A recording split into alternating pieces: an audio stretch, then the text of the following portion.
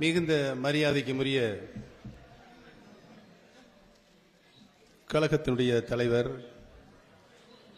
மாண்புமிகு தமிழ்நாடு முதலமைச்சர்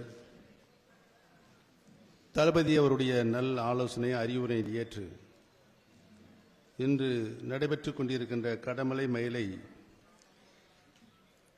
தெற்கு மற்றும் வடக்கு ஒன்றிய கழகத்தினுடைய நிர்வாகிகள் அளவிலான கூட்டத்திற்கு தலைமை பொறுப்பினை ஏற்றிருக்கின்ற தேனி தெற்கு மாவட்ட கழகத்தினுடைய ஆற்றல் மிகுந்த மாவட்ட கழக செயலாளர் மரியாதைக்குரிய அருமை அண்ணன் கம்பம் என் ராமகிருஷ்ணன் அவர்களை,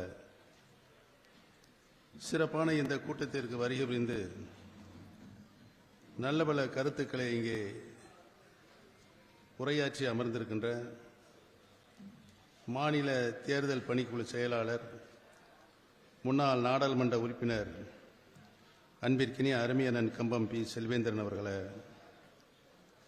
முன்னாள் நாடாளுமன்ற மாநிலங்களவை உறுப்பினர் அன்பிற்கினிய அருமை அண்ணன் SPM சையது கான் அவர்களை, முன்னாள் சட்டப்பேரவை உறுப்பினர் அண்ணன் திரு பி ஆசையன் அவர்களை, மாநில கொள்கை பரப்பு துணை செயலாளர் அன்பிற்கினிய அருமன் அண்ணன் கம்பம் ரா பாண்டியன் அவர்களை,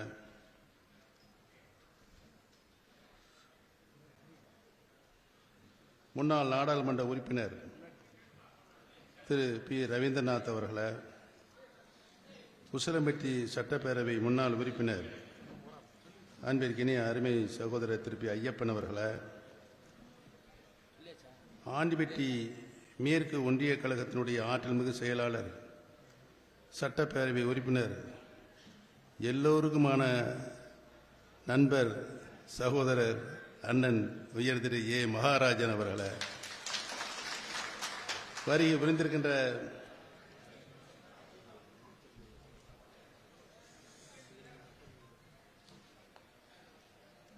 கழக மாநில தீர்மான குழு இணை செயலாளர் அன்பு சகோதரர் திரு எம் ஜெயக்குமார் அவர்களை, வருகை புரிந்திருக்கின்ற வரவேற்புரை நிகழ்த்தியிருக்கின்ற கடமலை மயிலை தெற்கு ஒன்றிய செயலாளர் திரு ஓ சுப்பிரமணிய அவர்களை, கடமலை மயிலை வடக்கு ஒன்றிய செயலாளர் நன்றியுரை ஆற்ற இருக்கின்ற ST தென்னரசு அவர்களை,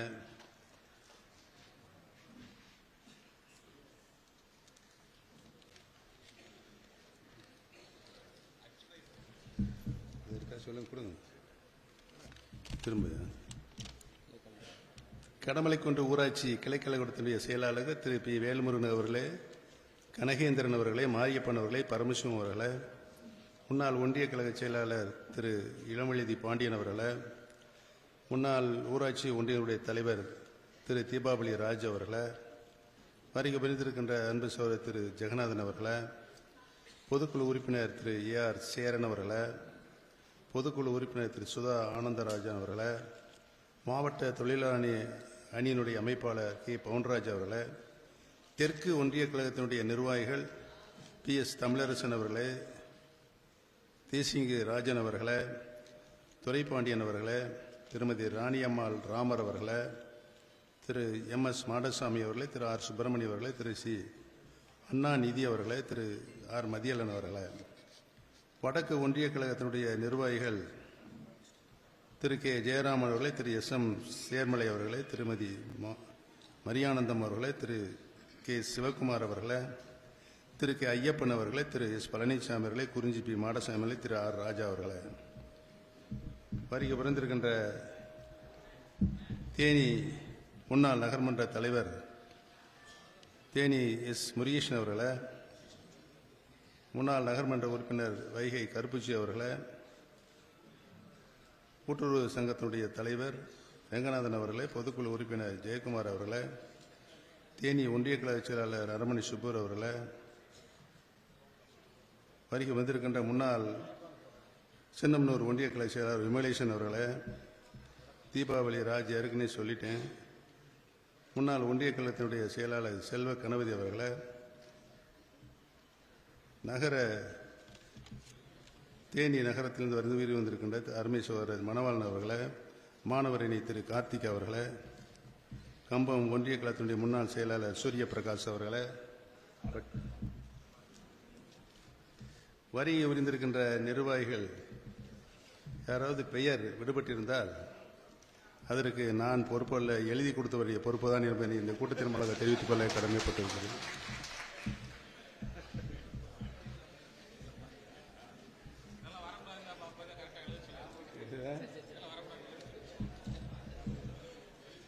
ஆக வரி புரிந்திருக்கின்ற மாநில, மாவட்ட, ஒன்றிய, நகர, பேரூர் கழகத்தினுடைய நிர்வாகிகளை, கிளைக்கழகத்தினுடைய நிர்வாகிகளை, பொறுப்பாளர்களை, திரளாக வரி புரிந்திருக்கின்ற மகளிர் அணியை சார்ந்த தாய்மார்களை, சகோதர சகோதரிகளை, வரி புரிந்திருக்கின்ற அத்துணை பேருக்கும் என்னுடைய பணிவான நன்றி கலந்த நல் வணக்கத்தினை இந்த நல்ல நேரத்திலே தெரிவித்துக் கொள்ள கடமைப்பட்டிருக்கிறேன்.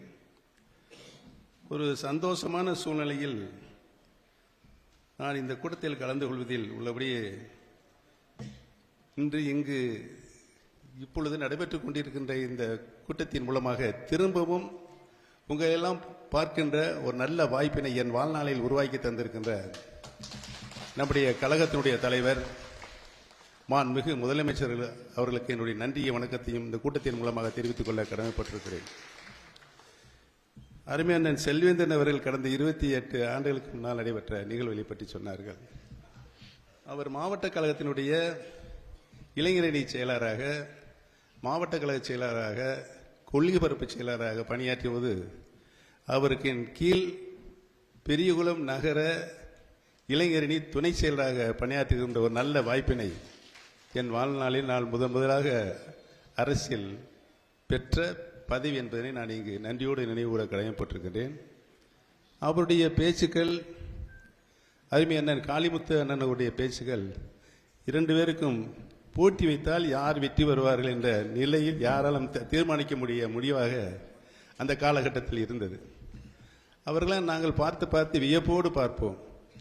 சரளமாக திறந்துவிட்ட மடையிலிருந்து தண்ணீரை எப்படி திறந்து விடுகிறோமோ அது போற வேகத்தில் அது மாதிரி பேசுகிற ஒரு மிகப்பெரிய ஒரு இலக்கிய படைப்பாளராக, பண்பாளராக, அரசியல் மேடை நாகரிகங்கிறது அனைத்தையும் கொண்டு வந்து ஒருங்கி மக்களுடைய சிந்தனையில் கொண்டு கொள்கின்ற ஒரு அருமையான பேச்சாளராக, எங்களுக்கெல்லாம் ஒரு முன்மாதிரியாக, ஆசிரியராக இருந்தார்கள் என்பதை நான் இங்கு நன்றியோடு தெரிவித்துக் கொள்ள கடமைப்பட்டிருக்கிறேன்.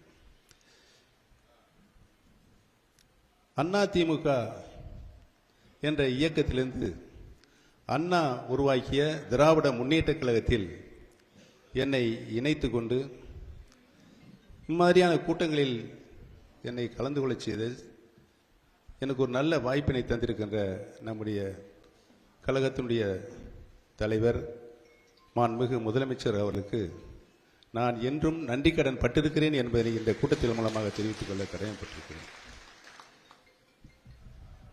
நம்முடைய இயக்கத்தை பற்றி நான் முன்பிருந்த தலைவர் அம்மா அவருடைய தலைமையின் கீழ் பணியாற்றுகின்ற ஒரு நல்ல வாய்ப்பு எனக்கு கிடைத்தது. மாண்புமிகு அம்மா அவர் எனக்கு நகர்மன்ற தலைவராக, தொடர்ந்து 5 முறை சட்டமன்ற உறுப்பினராக என்னை பணியில் அமர்த்தினார்கள். அப்போதெல்லாம் அரிமன்னன் செல்வேந்தன் அவர்களுக்கு நன்றாகவே தெரியும். அந்த பதவிகளில் நான் தலைமைக்கு கட்டுப்பட்டவனாக, விசுவாசமிக்கவனாக உழைத்திருக்கிறேன் என்பது உங்களுக்கும் நன்றாக தெரியும். இன்றைக்கு கூட அனைவர் பேரையும் வாசிக்கிற ஒரு நல்ல வாய்ப்பு எனக்கு கிடைத்தது. பொதுவாக இங்கே இருக்க பொறுப்பாளர்கள் என்றால் என்ன நினைப்பாங்கன்னா, நீங்கள் பேசுகிறீங்களோ இல்லையோ, ஆனால் பொறுப்பில் இருக்க, நிர்வாகத்தில் இருக்க எங்கள் பேரை நீங்கள் அவசியம் சொல்லியாக வேண்டும் என்று அவர்களுடைய மனங்களில் இருக்கின்ற குமுறல் எனக்கு நல்லாவே தெரியும். ஏனென்று சொன்னால் ஒரு நேரத்தில் ஏதோ ஒரு பேரை விட்டுட்டு போயிடுவான், போகும்போது காரை நிப்பாட்டி ஏன் எங்கள் பேரை சொல்லலை நீங்கள் அப்படின்னு எங்களுக்கு அன்போடு கண்டிக்கின்ற ஒரு தன்மையையும் நான் இந்த பகுதி மக்களிடம் நான் நன்றாகவே அறிவேன் என்பதையும், இந்த ஆண்டிப்பட்டி தொகுதி புரட்சி தலைவர் அவர்களை முதலமைச்சராக்கிய தொகுதி, மாண்புமிகு அம்மா அவர்களையும் முதலமைச்சராக்கிய தொகுதி என்ற பெருமை உங்களுக்கு இருக்கிறது என்பதனை நான் இங்கு நன்றியோடு தெரிவித்துக் கொள்ள கடமைப்பட்டிருக்கிறேன். 50 ஆண்டு காலம் அனைத்து இந்திய அன்னார முன்னேற்ற கழகத்தில் என்னுடைய பணி நிறைவாக இருந்தது. நிறைவாக இருந்தது காரணத்தை தான் என்னை பொதுக்குழுவில் அவர்கள் மாண்புமிகு அம்மா அவர்கள் எப்படி எப்போது காலமாய்வார்கள் என்ற எதிர்பார்த்து காத்திருந்து அம்மா இறந்ததுக்கு பின்னால் 2016 கடைசி மாதங்களில் அவருடைய வேலையை ஆரம்பித்தார்கள். நான் எதிர்பார்க்கவில்லை இப்படி ஒரு சம்பவம் எனக்கு எதிராக நடக்கும் என்று.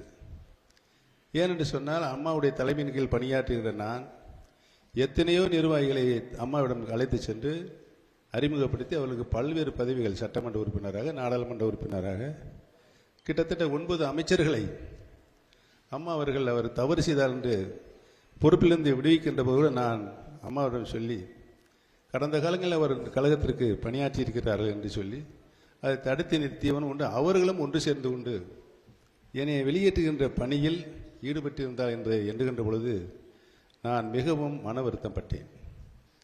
அந்த மன வருத்தத்தின் அடிப்படையில் சின்னம்மா அவர்கள் பழனிசாமி அவர்களை அம்மா காலமானதுக்கு பின்னாலே என்னை முதலமைச்சராக நியமித்தார்கள். அதற்கு பின்னாலே 3 மாதம் கழித்து பழனிசாமி அவர்களை நியமித்தார்கள்.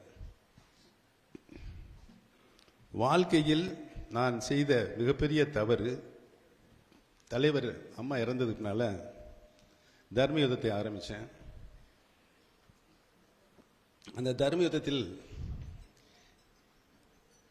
பழனிசாமி சின்னம்மா அவர்களால் முதலமைச்சராக்கப்பட்டிருந்தார்கள். அந்த நேரத்தில் அவர் மீது நம்பிக்கையில்லா தீர்மானம், முதலில் அவர் மீது நம்பிக்கையில்லா தீர்மானம் கொண்டு வந்தது நாங்கள் தான். அடுத்ததுக்கு பின்னால் பழனிசாமி மீது நம்பிக்கையில்லா தீர்மானம் கொண்டு வந்தபோது என்னிடமும் நம்முடைய டிடிவி சார் அவர்களிடமும் இருவரும் சேர்ந்தால் அவர் மந்திரியிலிருந்து சபையிலிருந்து தூக்கி எறியப்படுவார். அந்த சூழ்நிலை இருந்தது. அதற்கு முன்னால் என்னை சந்தித்து கழகம் பிளவுபட்டு இருக்கின்றது, நீங்கள் நினைத்தால் ஒன்றுபடுத்தலாம் என்று சொன்னதின் அடிப்படையில் நான் அதற்கு ஒத்துக்கொண்டு காரணத்தினால் என்னிடம் வந்து பல்வேறு பழனிசாமிக்கு ஆதரிக்காதவர்கள் அவரை ஆட்சியிலிருந்து அகற்ற வேண்டும் என்று சொன்னார்கள். அதை நான் ஏற்கவில்லை. ஏற்காமல் பழனிசாமிக்கு அந்த நிலையில் நான் ஆதரவு தந்ததனால் தான் அவர் 4.5 ஆண்டு காலம் பதவியில் இருக்க வேண்டிய ஒரு சூழ்நிலை, முதலமைச்சராக இருக்கிற ஒரு சூழ்நிலை இருந்தது. அந்த நன்றி கூட இருக்காமல் ஆரம்பத்திலிருந்து என்னை எப்படியாவது அரசியலிருந்து விலக்கி வைக்க வேண்டும் என்ற எண்ணத்தோடு அவர் செயல்பட்டார். அதைத்தான் நான் எதிர்த்தேன். நீங்கள் முதலாக என்னிடம் வந்து பேசுகின்ற பொழுது வேலுமணி தங்கமணி என்ற அமைச்சர் தான் என்னிடம் வந்து பேசினார்கள். நீங்கள் பொதுச் செயலாளர் இருங்கள், அவர் முதலமைச்சராக இருக்கின்ற காரணத்தினால் அவர் முதலமைச்சராக நீடிக்கட்டும் என்று சொன்னார்கள். நான் எனக்கு எந்த பதிவும் வேணாங்க, அவரே முதலமைச்சர் பொதுச் செயலாளர் வந்து யாராவது ஒருத்தர் எடுத்துங்க அப்படின்னு சொன்னேன். இல்லை நீங்கள் இருங்க, கட்சி பண்ணி நீங்கள் பாருங்க அப்படின்னு சொன்னாங்க. சரின்னு ஒத்துக்கொண்டேன். அடுத்த நாள் இணைப்பு தேர்தி குறித்தாகிவிட்டது, நேரம் குறித்தாகிவிட்டது. நைட்டு 11 மணிக்கு முதலமைச்சராக இருக்கின்றவர் எனக்கு தான் அரசியலில் கட்சியில் பதவி வேணும்ல அப்படின்னு கேட்கும்போது அப்போதான் இந்த ரெட்டை ஒருங்கிணைப்பாளராக என்னை கொண்டு வர்றாங்க. ஏன்னா ஏற்கனவே பொதுச்செயலாளர் வந்து அம்மா தான் அப்படின்னு சொல்லி முடிவு பண்ணி அவங்களே பொதுச்செயலாளர் இருக்கட்டும் அப்படின்னு சொல்லி நிரந்தர பொதுச்செயலாளர் அம்மா அவர்கள் தான். அதனால் பொதுச்செயலாளர் பதவி யாருக்கு வேணாம் என்று முடிவெடுக்கப்பட்டு என்னை ஒருங்கிணைப்பாளராக நீங்கள் அவர் முதலமைச்சராக இருக்குன்னு சொல்லி அந்த பணி முடிந்தது. நைட்டு 11 மணிக்கு அவர் நீங்கள் ஒருங்கிணைப்பாளர் இருங்க, அவர் இணை ஒருங்கிணைப்பாளராக இருக்கட்டும் அப்படின்னு சொன்னது சரின்னு சொல்லிட்டேன். அப்புறம் 1 மணி நேரம் கழிச்சு திரும்ப இன்னொரு கொஸ்டின் கொண்டு வர்றாங்க. என்னன்னா, ஒருங்கிணைப்பா ஒரு கட்சியினுடைய நடவடிக்கைகள் அனைத்திலுமே ஒருங்கிணைப்பாளர் நானும் இணை ஒருங்கிணைப்பாளர் பழனிசாமி கையெழுத்திட வேண்டும்.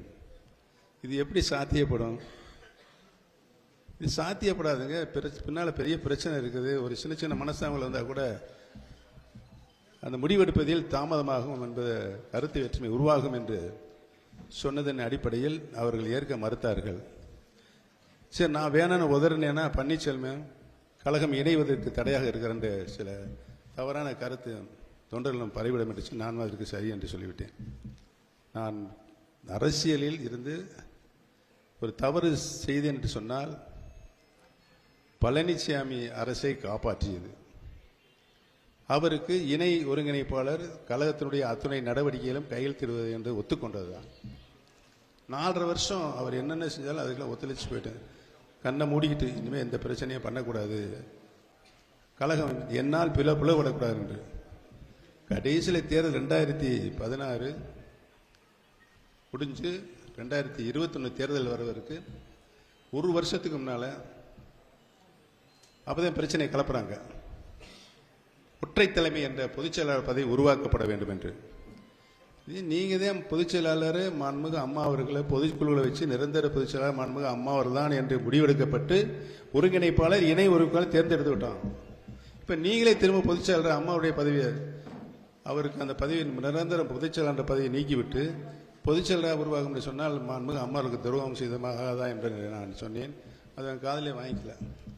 அடுத்த வாரம் இன்னொரு வாரம் அதுக்கடுத்த வாரம் என்ன சொல்றாங்கன்னா, வர்ற சட்டமன்ற தேர்தல் எந்த சட்டமன்ற 2021 அவர் தான் முதலமைச்சர்னு நம்ம தீர்மானம் போடணும் அப்படின்றாங்க. எங்க 1980 திமுகவும் காங்கிரசும் உடன்பாடு கொண்டது. அந்த உடன்பாட்டில் ஆளுக்கு 117 117 பிரிச்சாங்க. பிரிச்சனா தலைவர் ஒரு சொன்னார், சரி பிரிச்சுக்கிட்டீங்க சந்தோஷம். ஏன்னா 77 தலைவரே முதலமைச்சர், 80 அந்த தேர்தல். யார் முதலமைச்சர் அப்படின்னு கேட்டார். கேட்டான கலைஞர் முதலமைச்சர்னு அறிவிச்சிட்டாங்க. அப்போதான் நான் என்ன தவறு செய்தேன், ஏன் என் ஆட்சியை கலைத்திருந்த தலைவர் அவர்கள் சுற்றுப்பயணம் போகிறார். 2ஆம் முறை தலைவர் முதலமைச்சர் ஆகிட்டார். அந்த நிலைமை இப்பொழுது நீங்கள் முதலமைச்சரை முன்கூடியே நீங்கள் அறிவித்தீர் என்று சொன்னால் தேர்தலில் மிகப்பெரிய தோல்வியை சந்திக்க வேண்டிய சூழ்நிலை ஏற்படும் என்று சொன்னால் கேட்கல. அவங்க அறிவிச்சிட்டாங்க, முடிஞ்சு போச்சு. 2021 தேர்தல் வருது. முதலமைச்சர் பழனிசாமி அறிவிச்சாங்க. கலைஞர் நம்ம கழக தலைவர் தளபதியை ஒரு கொஸ்டின் போட்டார். நம்ம பத்திரிகை மற்றும் தொலைக்காட்சி நண்பர்கள்லாம் தளபதியை பார்த்து, பழனிசாமி தேர்தல் பிரச்சாரத்தை ஆரம்பித்து விட்டாரே, நீங்கள் எப்போது ஆரம்பிக்க போகிறேன்னு கேட்டார். பழனிசாமி தேர்தல் பிரச்சாரம் ஆரம்பிச்சிட்டாரா, உறுதியாக நான் வெற்றி பெற்று தமிழ்நாடு முதலமைச்சராக வருவேன் என்று அன்றைய தினம் 2021 தளபதி அவர்கள் சொன்னார்கள். தளபதி அவர் சொன்னபடியே அவர் வெற்றி பெற்று முதலமைச்சரானார். இந்த 5 ஆண்டு காலம் முதலமைச்சர் என்ற பொறுப்பிலே இருந்து கொண்டு மக்களுக்கு ஆற்ற வேண்டிய பணிகள், கடமைகள், பொறுப்புகள் இவைகளெல்லாம் முத்தமிழறிஞர் கலைஞரிடம் பயிற்சி பெற்ற காரணத்தினால் மிக தெளிவாக மக்களுக்கு என்ன தேவையோ, நாட்டு மக்களுக்கு என்ன தேவையோ, நாட்டு வளர்ச்சி என்ன தேவை என்று பார்த்து பார்த்து பார்த்து பார்த்து கூர்ந்து கவனித்து செயலாற்றுகின்ற முதலமைச்சராக இந்திய அளவில் பொருளாதார வளர்ச்சி 7% கீழாக இருக்கின்ற நேரத்தில் தமிழகத்தில் மாண்புமிகு முதலமைச்சருடைய தலைமையில் 5 ஆண்டு காலத்தில் பொருளாதார வளர்ச்சி இன்றைக்கு 11.08% உயர்ந்ததற்கு காரணம் மாண்புமிகு நம்முடைய முதலமைச்சருடைய ஓயாத பணி, கடமை.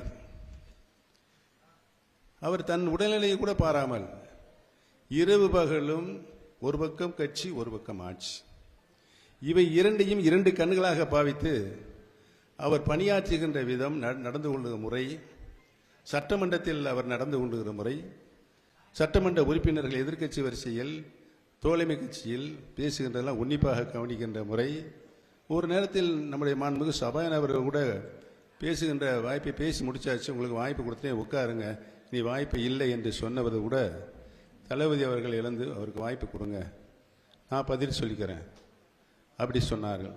அந்த அளவுக்கு பொறுமையோடு பேரறிஞர் அண்ணா அவர்கள் எப்படி சட்டமன்றத்தை நடத்தினார்களோ, முத்தமிழறிஞர் எப்படி சட்டமன்றத்தை நடத்தினார்களோ, அந்த அடிப்படையில் நம்முடைய தளபதி அவர்கள் சட்டமன்ற மாண்புகளை காப்பாற்றப்பட வேண்டும், சட்டமன்ற உறுப்பினர்கள் தெரிவித்த கருத்துகளுக்கு முறையாக உரிய பதிலை தர வேண்டும் என்றுதான் அவர் சபையை நடத்தி காட்டினார் என்பதனை நான் இங்கு சுட்டிக்காட்ட கடமைப்பட்டு இருக்கிறேன். ஒரு அனுபவம், நம்முடைய முத்தமிழ் அறிஞருடைய அனுபவம் ஒருங்கி பெற்ற காரணத்தினால் அவர் எந்த நேரத்திலும் ஒளி பெறலாமல், தடுமாறாமல், உறுதியாக நின்று ஆணித்தரமான பதிலை சொன்ன ஒரே முதலமைச்சராக 5 ஆண்டு காலம் அவர் சட்டமன்றத்தை நடத்தி காட்டினார் என்பதுதான் வரலாறு. இந்த அடிப்படையில் 5 ஆண்டு காலம் தமிழகத்திற்கு தேவையான, மக்களுக்கு தேவையான ஒரு மனிதனுக்கு உண்ண உணவு, உடுக்க உடை, இருக்க இருப்பிடம், இதை ஆளுகின்ற ஆட்சியாளர்கள் நிறைவாக தர வேண்டும். அந்த வகையில்தான் உண்ண உணவாக, உடுக்க உடையாக, குடியிருக்க வீடுகளாக இப்படி பார்த்து பார்த்து செய்ததோடு மட்டுமல்லாமல் கல்வித்துறையில் எண்ணற்ற பல சாதனைகளை பழனிசாமி காலத்தில் 2019 லேப்டாப் நிப்பாட்டார், அம்மா திட்டம். 2019 தாலிக்கு தங்கம் நிப்பாட்டிட்டார் பழனிசாமி. இதையெல்லாம் இன்றைக்கு மாண்புமிகு நம்முடைய முதலமைச்சர்கள் 10 லட்சம் மாணவ செலவுகளுக்கு உரிய லேப்டாப்பை தந்த முதலமைச்சராக, நிறுத்தப்பட்ட திட்டத்தை நடைமுறைப்படுத்திய முதலமைச்சராக அவர் விளங்கினார்கள். நம்முடைய தமிழகத்தில் வட தமிழ்நாடு, மேற்கு தமிழ்நாடு தான் தொழில் வளர்ச்சியில் முன்னேறுகின்ற நிலை இருக்கின்ற காரணத்தை உணர்ந்து, ஒரு நாடு தொழில் வளத்தில் முன்னேறினால்தான் நாட்டுடைய பொருளாதாரம் உயரும், தனிநபருடைய வருமானம் உயரும். தனிநபருடைய வருமானம் உயர்ந்தால் அந்த கிராமத்தினுடைய வருமானம், அந்த நகரத்தினுடைய வருமானம் உயரும். அதுதான் நாட்டுடைய வளர்ச்சி உயர்வதற்குரிய வழிமுறைகளை என்பதை நாமெல்லாம் நன்றாக அறிவோம். அந்த வகையில் நம்முடைய தென் மாவட்டங்களுக்கு, தெற்குத்திய மாவட்டங்கள் இருந்து படித்த இளைஞர்கள் வெளி மாநிலங்களோ அல்லது வெளிநாடுகளில் சென்று வேலைவாய்ப்பை தேடுகின்ற ஒரு சூழ்நிலை இருக்கு என்பதை நம்முடைய தளபதி உணர்ந்து, அவர்கள் தென் மாவட்டங்களில் மதுரை, திருநெல்வேலி, தூத்துக்குடி, தேனி இப்படி பின்தங்கி இருக்க, தொழில் வளத்தில் பின்தங்கிய மாதிரி கருத்தில் கொண்டு உலகத்தில் இருக்கிற முதலீட்டாளர்லாம் இன்றைக்கு தமிழகத்திற்கு கூட்டு வந்து மாநாடு நடத்தி, அந்த முதலீட்டாளர் பல லட்சம் கோடி ரூபாய்களை முதலீடாக பெற்று இன்றைக்கு தென் மாவட்டம் தொழில் வளர்ச்சியில் வட மாவட்டங்களுக்கு இணையாக, ஏன் ஒருபடி மேலாக தொழில் வளர்ச்சி பெறுவதற்கு என்று நல்ல நடவடிக்கை எடுக்கப்பட்டு தொழிற்சாலைகள் உருவாக்கப்பட்டு நம்முடைய இளைஞர்கள் இந்த மாவட்டத்திலேயே, இந்த தெற்கத்திய பகுதியிலேயே வேலைவாய்ப்பை உருவாக்கிடுவ நல்ல சூழலை நம்முடைய தளபதி அவர்கள் உருவாக்கி தந்திருக்கிறார்கள் என்பதனை எல்லாம் இந்த நேரத்தில் நான் பணிவோடு கடமைப்பட்டிருக்கிறேன். அதோடு இன்றைக்கு பேரறிஞர் அண்ணா அவர்கள், முத்தமிழறிஞர் கலைஞர் அவர்கள், புரட்சி தலைவர் எம்ஜிஆர் அவர்கள், புரட்சி தலைவி மாண்புமிகு அம்மா அவர்கள், இன்றைக்கு தளபதி அவர்கள், இவர்கள்தான் மக்களால் ஓட்டு போட்டு முதலமைச்சரான முதலமைச்சர்கள். நான் உள்பட புரட்சி தலைவி அம்மா அவர்களால் நியமனம் செய்யப்பட்டது. பழனிசாமியும் சின்னம்மா அவர்களால் நியமனம் செய்த முதலமைச்சர் தான் என்பதை தெரிவித்துக் கொள்ள கடமைப்பட்டிருக்கிறேன். ஆக மீண்டும் நம்முடைய முதலமைச்சராக, மக்களால் தேர்ந்தெடுக்கப்பட்ட ஆண்ட முதலமைச்சர், மீண்டும் ஆளுகின்ற முதலமைச்சராக நம்முடைய தளபதி அவர்கள் வர வேண்டும் என்பதுதான் இந்த தேர்தல். இந்த தேர்தலில் நம்முடைய பெண்கள் நாட்டின் கண்கள் என்று எண்ணி நம்முடைய தளபதி அவர்கள் பல்வேறு திட்டங்களை, தாய்மார்கள் தான் அந்த குடும்பத்தினுடைய குடும்பத் தலைவியாக இருந்து பல்வேறு நிலைகளில் பொறுப்புகளை ஏற்று அனைத்து பணிகளையும் கடமையும் செய்கின்றவர்கள் நம்முடைய தாய்மார்கள் எண்ணி, தாய்மார்களுக்கு, சகோதர சகோதரிகளுக்கு உரிமை தொகை மாதா மாதம் வழங்குகின்ற நிலை 3 மாதத்தில் மொத்தமாக சேர்த்து கொடுத்துட்டு, வரப்போகிற 2 மாதத்துலேயும் சேர்த்து 5000 ரூபாய். அவங்களுக்கு தெரியாது, ஒரே நாள் இரவில் எல்லாருடைய பேங்க் கணக்கு, வங்கி கணக்கு 5000 ரூபாய் போயிடுச்சு. காலைல பேங்க் அதிகாரிகளை கூப்பிட்டு, ஐயா உங்கள் பேங்க்கில் 5000 ரூபாய் கொடுத்துருக்காங்க. யார் கொடுத்தது? நம்ம முதலமைச்சர் தான் கொடுத்துருக்காரு. அப்படியா அப்படின்னு சொல்லி உடனே பாஸ்புக் அது போய் எல்லாம் வாங்கிட்டீங்களாம்மா? நீங்கள் வாங்கிட்டீங்களா? அதே சந்தோஷம் உட்காந்துருக்கீங்களே, தெரியுது நல்லா. ஆக ஒவ்வொருவருடைய மனநிலையை அறிந்து அவருடைய குறைகளை தீர்க்கின்ற முதலமைச்சராக நம்முடைய தளபதி அவர் இன்றைக்கு நாட்டை வழிநடத்தி சென்று கொண்டிருக்கிறார் என்பதை நான் நன்றாக அறிவேன். அவர் கூட்டணி அமைச்சார். நாடாளுமன்ற தேர்தலில் 2 நாடாளுமன்ற தேர்தல் கூட்டணியை அப்படியே ஒருங்கிணைத்து வெற்றி.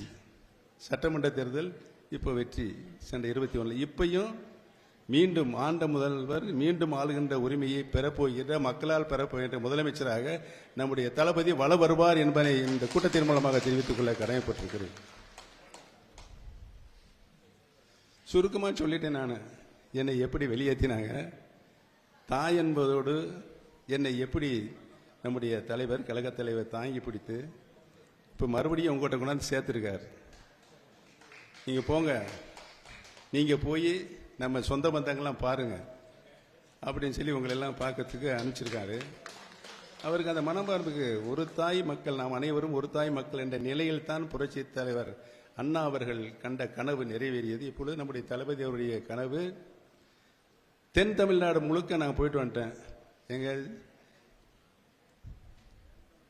தூத்துக்குடி, ராமநாதபுரம்,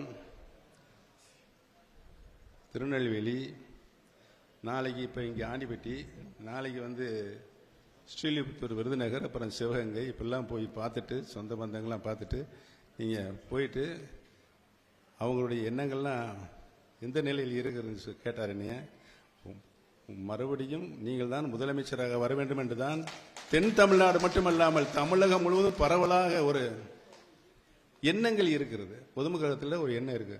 சிறப்பான ஆட்சியராக எந்த பக்கமும் சட்டம் ஒழுங்கு பிரச்சனையை கையில் எடுத்து எந்த ஜாதி பிரச்சனை இல்லை, மத கலவரம்லாம் இல்லை, எல்லா மக்களும் மகிழ்ச்சியோடு இருக்காங்க, எல்லா தேவைகளையும் பூர்த்திக்கிற முதலமைச்சராக நீங்கள் இருக்கீங்க அப்படின்னு சொல்லி இருந்தாலும் நீங்கள் போயிட்டு வாங்க அப்படி என்னை அனுப்பிச்சிருக்காங்க. மீண்டும் ஆண்டிப்பட்டி தொகுதியில் நம்ம கடமலை கொண்டு இந்த பகுதியில் உங்களையும் சந்திக்கின்ற ஒரு நல்ல வாய்ப்பு கிடைக்கப்பட்டது. இன்றைக்கி எடுத்த சர்வே பிரகாரம் நம்முடைய தேனி மாவட்டத்தில் பொருளாதாரத்தில் ஒன்றியங்கள் வாரியாக, நகரங்கள் வாரியாக, பேர்கள் வாரியாக கடமலை ஒன்றியம் ஒன்றுதான் பொருளாதாரத்தில் முன்னேறி போய் கொண்டிருக்கின்ற புள்ளி விவர கணக்குகள் வருது. அது உங்களுடைய உழைப்பினால் வந்தது. இங்கே கிடைக்கிற மூலப்பொருளை வைத்து நீங்கள் உழைக்கின்றீர்கள். அதன் மூலமாக நீங்கள் தனிநபர் வருமானத்தை பெறுகிறீர்கள். அதன் மூலமாக உங்களுடைய பொருளாதாரம் உயர்கிறது. உங்களுடைய பொருளாதாரம் வளர்கின்ற காரணத்தினால் நம்முடைய மாவட்டத்தினுடைய பொருளாதாரம் வளர்கின்ற ஒரு சூழ்நிலையில் புள்ளிவிவர கணக்கு சொல்லுகின்ற அடிப்படையில் இன்றைக்கு இருக்கின்ற அனைத்து ஒன்றியங்களுமே கடமலை மேலே ஒன்றியம்தான் பொருளாதார நிலையில் உயர்ந்து கொண்டு போய் இருக்கிறது என்பதனை எண்ணுகின்ற பொழுது உழைப்பவரே உயர்ந்தவர் என்ற கொள்கையின் அடிப்படையில் நீங்கள் அனைவரும் இன்றைக்கு மகிழ்ச்சியோடு தன்னிறைவு பெற்ற ஒன்றியமாக நம்முடைய ஒன்றியம் விளங்கிக் கொண்டு இருக்கிறது. அதற்கு உங்களுடைய உழைப்பு தான் மூலதனம் என்பதை நான் இங்கு சுட்டிக்காட்ட கடமைப்பட்டிருக்கிறேன். ஆக பெரியோர்களே, தாய்மார்களே, நடைபெற இருக்கின்ற தேர்தல் எத்தனை அச்சுறுத்தல் வந்தாலும் தமிழகம் சொல்லுங்க தலை வணங்காது. டெல்லி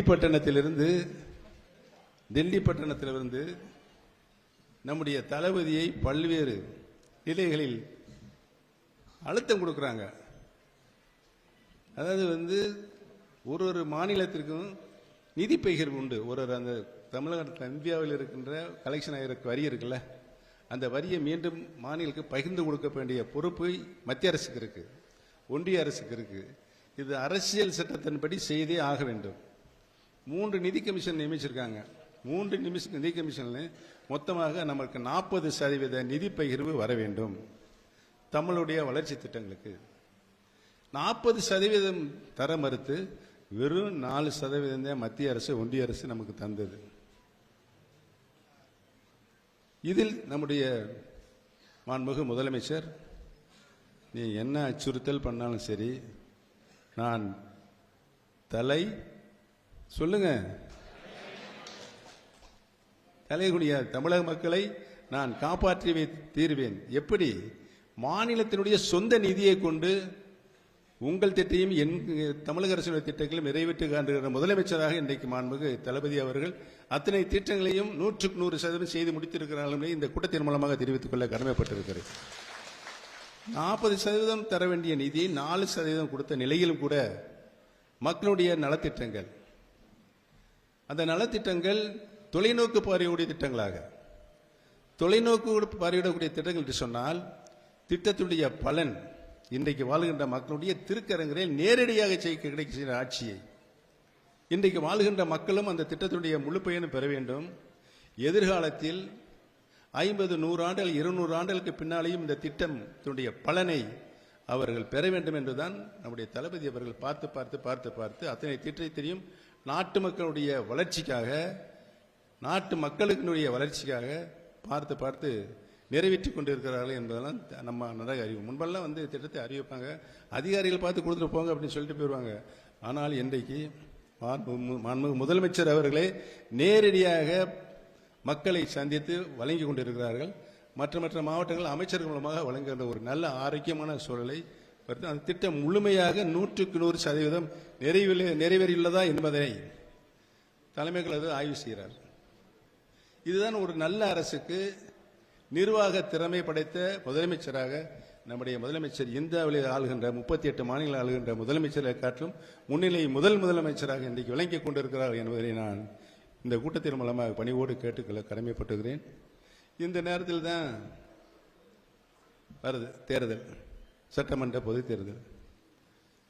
இந்த சட்டமன்ற தேர்தலில் எங்களை போன்ற கழகத்திலிருந்து பிறந்தவர்களை, ஏதோ சில பல காரணால் பிரிந்தவர்களை மீண்டும் அரவணைத்து எங்களையும் அவரோடு சேர்த்து பயணிக்கின்ற ஒரு அரசியல் வரலாற்றை நம்முடைய தளபதி அவர்கள் உருவாக்கி இருக்கிறார்கள் என்பதனையும், எந்த நேரத்திலும் துளி கூட நன்றியுணர்வு இல்ல, நன்றி கட்ட ஒரு அரசியல்வாதி இந்த லோகத்திலே இருக்கிறார் என்று சொன்னால் யார் அது? சத்தம் போட்டு சொல்லுங்க, இன்னும் சத்தம் போட்டு சொல்லுங்க. அது இந்த லோகமே நன்றாக அறிந்திருக்கிறது. இன்னைக்கு போய் டெல்லியில் போய் உட்கார்ந்துருக்காரு. நேற்று போனவர் இன்னும் யாரையும் பார்க்கல. நேற்று போனவர் யாரையும் பார்க்கல. அவர்களெல்லாம் இங்கு வந்து பேசுகின்ற நிலை இருந்தது. அந்த நிலையை இன்றைக்கு அடகு வைத்து அடிமையாக அங்கே போய் உட்கார்ந்துருக்காங்க. என்ன ஆகும்?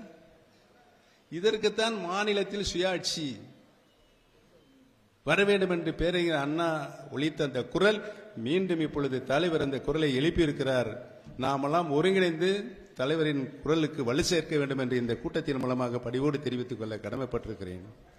ஆக வருகின்ற காலங்கள் நம்முடைய தமிழ் மக்களுக்கு அவருடைய வாழ்வு வளம் பெறுவதற்கு மேம்படுவதற்கும் ஆண்ட நம்முடைய தளபதி மீண்டும் ஆளுவதற்கு ஒரு நல்ல வாய்ப்பாக அவருக்கு நீங்கள்லாம் மனமுவந்து தருகின்ற நிலையில் இருக்கிறீர்கள். 234க்கு 234 என்ற நிலையை தமிழகம் பெற வேண்டும், ஒரு மகத்தான வெற்றியை பெற வேண்டும், மீண்டும் நம்முடைய தளபதி அவர்கள் முதலமைச்சராக தமிழகத்திற்கு வர வேண்டும் என்ற நிலையை இன்னைக்கு எடுத்தாக வேண்டும் என்ற ஒரு காலகட்டத்தில் நாம் இருக்கிறோம். அந்த நிலையை நீங்கள் உறுதியாக எடுப்பீர்கள் என்ற நம்பிக்கையோடு தான் தளபதி உங்களை சந்திக்க என்னை அனுப்பியிருக்கிறார்கள் என்பதை எல்லாம் இந்த கூட்டத்தின் மூலமாக தெரிவித்துக் கொண்டு, நமது சின்னம் நல்லா சொல்லுங்க, இன்னும் நல்லா சொல்லுங்க, உங்க பக்கத்து சவுண்டே வரலையே. இந்த லோக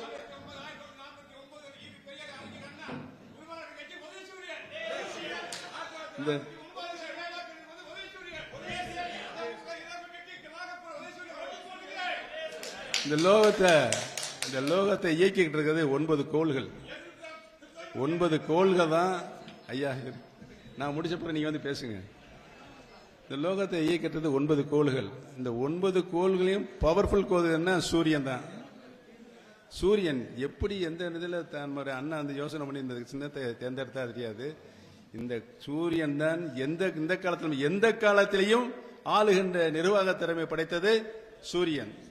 மீண்டும் உதயசூரியன் நம்முடைய தமிழகத்தை ஆண்ட சூரியன் மீண்டும் ஆளுகின்ற பொறுப்பினை எந்த காலத்திலும் ஆள வேண்டும் என்ற நிலையை உருவாக்குகின்ற தேர்தல் தான் வருகின்ற தேர்தல் என்பதனை சொல்லி, பெரியோர்களே, தாய்மார்களே, உங்களுடைய ஆதரவினை நம்முடைய உதயசூரியன் சின்னத்தில் வாக்களித்து உங்களுடைய பொன்னான வாக்குகளை வாக்களித்து மகத்தான வெற்றி பெற அனைவரும் நன்றி வணக்கம்.